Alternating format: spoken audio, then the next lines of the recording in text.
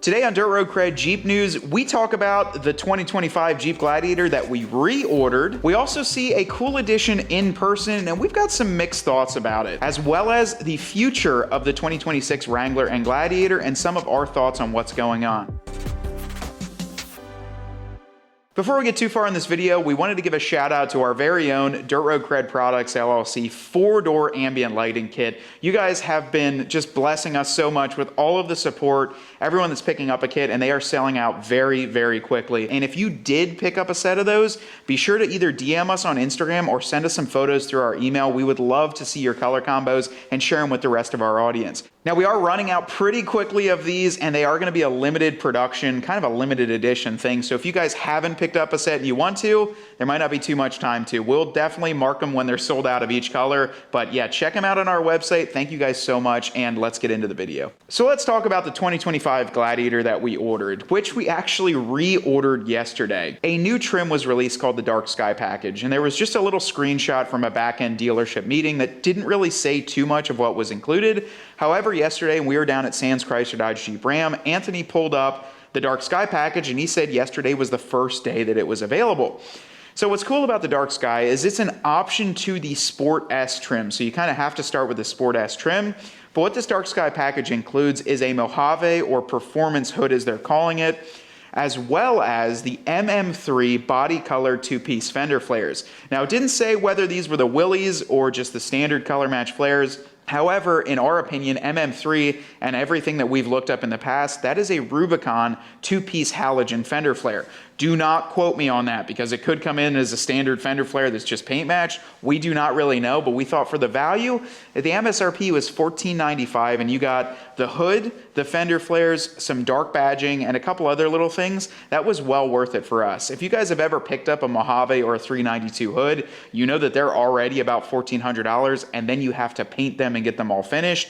Same thing with the fender flares. It was very worthwhile. So the only things we ordered on this Jeep were the juice color. Of course, that was $895, the only color that's $900. We got that color. We got the Dark Sky Package. We had to do the all-weather slush mats, even though we'll probably be ripping all the carpet out anyways. And then the only other option we did was the body color three-piece hardtop. I really think this is going to look clean, Ryan. We got the color match top, color match fender flares, and a Mojave/392 performance hood, all from the gate. We started with a Sport or a Sport S because we rip almost everything off, and this one, I think those wheels are going to look hideous. I don't know, in my opinion. They're like that bright silver, and everything else is going to be dark and blacked out.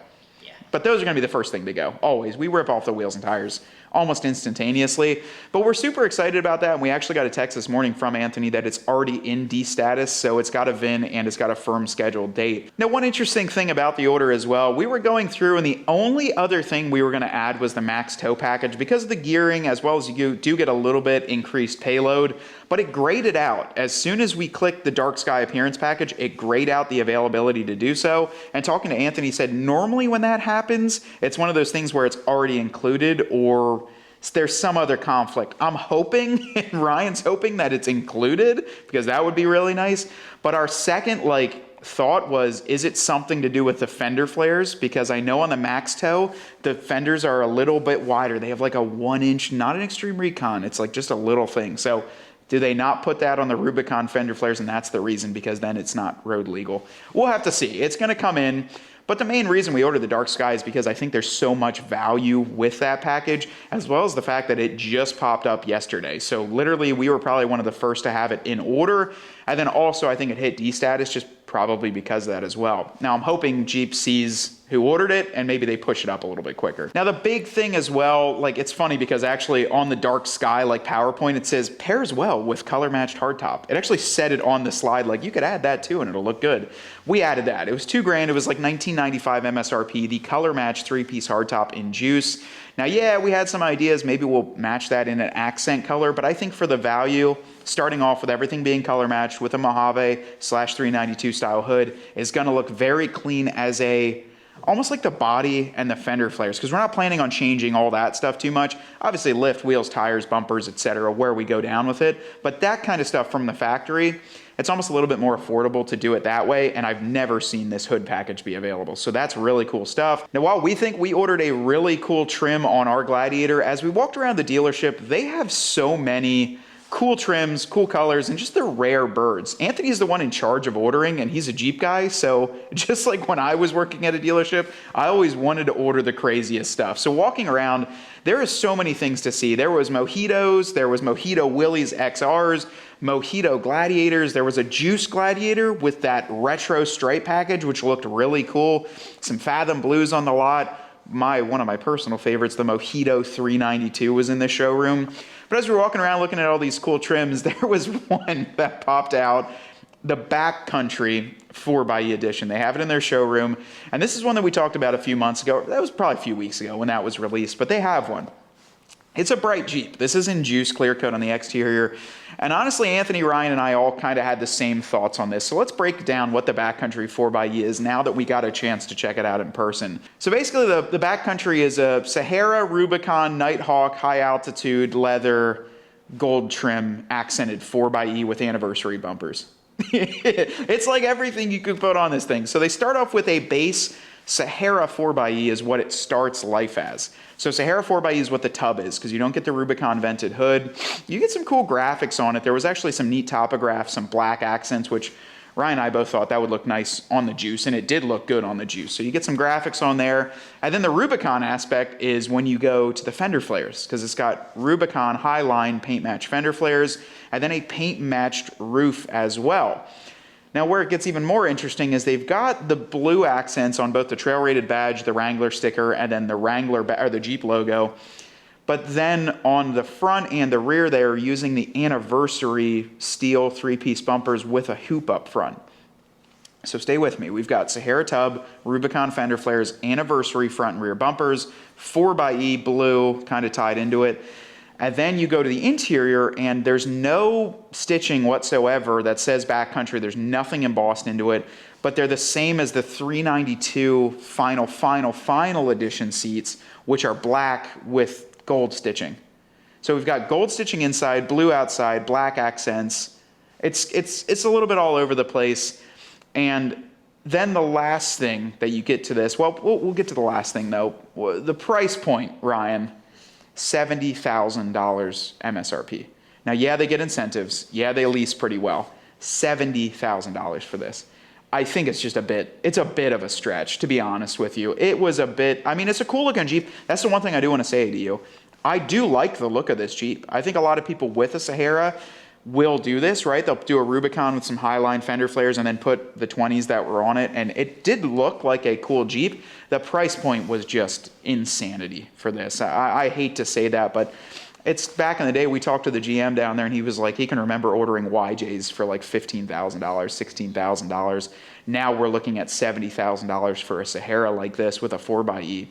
And the last thing about this though, when you look down at the wheels, this is kind of one of the most important parts, is it was the Nighthawk / high altitude edition wheels with some 20-inch tires on it, and were more of an all-terrain or an aggressive kind of setup. So it looked very Sahara high altitude-ish, but then like the door handles were not painted, the mirrors weren't painted like the high altitude. So a bit interesting there, and what I think they were doing with this Backcountry 4xe is they were honestly trying to clear out a lot of parts that they had sitting around. It seems like Jeep just does that from time to time. I am a firm believer that with my Rubicon 392, they wanted to get rid of the red leather that they used on Hellcats, and they were just like, hey, take some of that red leather and throw it on the 392 and make it a limited run. But who knows? We've seen a lot of red sales of light kits. Maybe Jeep knows that red does better on the inside. But either way, I digress off of all of this. The parts that were thrown onto this kind of seem like, let's just get rid of these, get them going, and throw them on a trim so they can be used up and not sitting on a shelf. And the biggest one was those wheels. The wheels and tires were off of the Nighthawk edition. So the Nighthawk Sport was a Gladiator with 20-inch wheels and kind of some all-terrain tires. But the Nighthawk used the wheels from the high altitude that was discontinued previously. So you've got wheels from a high altitude used on the Nighthawk, which is then discontinued, and then put on this Backcountry, which I would probably say is going to be discontinued as well. But as we talk about this, let's talk about a little bit of our speculation for the 2026 model year and kind of what these using of leftover parts means to us. So as we talk about what's coming for the 2026 model year, I think it's pretty relevant knowledge to the fact that right now, from what Anthony said, you can order the 2026 Ram 1500s and maybe the 2500s and some of the heavy duties, as well as I believe either the Cherokee or the Grand Cherokee. The Cherokee I know was redesigned a little bit for 26, but you can still order those as a 26 right now, which leads me to believe that Jeep, as well as the Stellantis family, is getting ready for the transition to the 2026 model year, and it's just kind of maybe slow to the pace to release what is coming for that. It makes sense if they're trying to use some of these leftover parts to get them out of inventory, get them sold, or at least get them on lots so they don't have to deal with them back at their factory. However, what do we think is coming for the 2026 model year? I would hope maybe some new colors. First off, I know there was some people on the forums like, man, this guy's always excited about colors. I love when I see a Jeep in a new color. It's just awesome, and we order a lot of these new colors. But maybe we'll see some new colors, and I would love to see perhaps some new trims, maybe some simplified trims that we've been talking about in some other videos. And then the other day, we posted about the Uconnect 5 on our YouTube community tab, asking you guys if you've had glitches or issues with it. And that was for not a random reason. I was at the dealership the other week to get an oil change, plugged in my Jeep, got it all set up, went to leave with my son in the back, and the screen was just completely black. I'm talking the Uconnect 5 was just completely.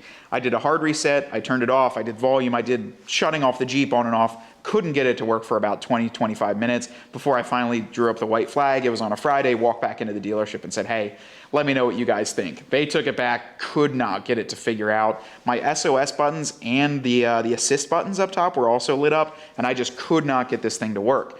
Took it home, no reverse camera, no anything, left it in my driveway, disconnected the battery for about 20 minutes. Finally got the battery reconnected and it started to boot up, and it was like I'm talking like when your iPhone does like a hard reset, that's what was all popping up doing a hard reset. Ryan's is pretty glitchy too. I mean, they just have issues. You get into them, you can't turn the volume down for the first like 20 seconds, and I listen to music loud, so I got to turn it down quick if people are getting in. But it kind of makes me wonder with that Uconnect 5 if they are going to do like a digital dash, and if so, are they trying to flesh out any bugs like that? Because it's one thing for your radio to go down, right? Like, yeah, it goes down, you can't listen to music. That's not the worst thing. But it's another thing for your dash to go down, for your cluster, because that's your speedometer, your tachometer, your miles per hour, all your engine info, your vehicle info. That really can't go down. But there was another thing. I'm thinking that Jeep does these over-the-air updates, Jeep and Stellantis at the same time, because the same night this occurred to my Jeep, my dad in his brand new 2023 Ram 1500, the whole cluster went down too, and then was doing like a hard firmware update. So I'm wondering if they just pushed out a big over-the-air update, and that's what caused it. And I just happened to coincidentally have it at the dealership getting the oil changed, and that all went down. But either way, let us know your thoughts on what you've seen with both your Uconnect 4 and your Uconnect 5. And would you like a digital dash? I know some people want the tech, some people don't. I personally have seen the digital dashes and a lot of the Rams in my wife's Grand Cherokee. I like them a lot. I think there's a lot of customization, but I think Jeep needs to do it a little bit better for the Wrangler and make it maybe a little bit different than the other vehicles. So that's something I would like to see personally, especially for the price point. You know, as much tech as you can, as long as it's useful and working tech. That's the biggest thing, because just slapping more tech is great till it doesn't work.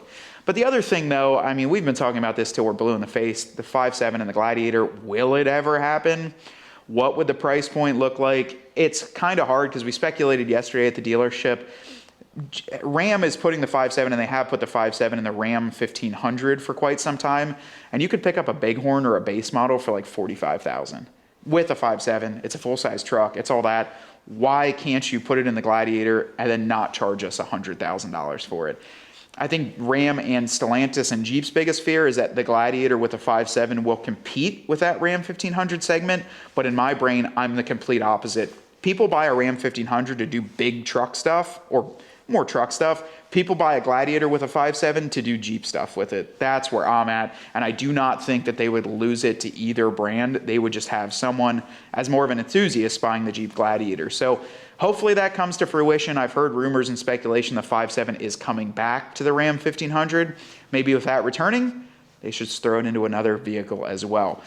Another thing though too, we've seen this over the years. I'm really hoping for maybe some axle upgrades. That would be neat to see. Maybe more of an extreme recon package with a Dana 50 or a Dana 60 rear.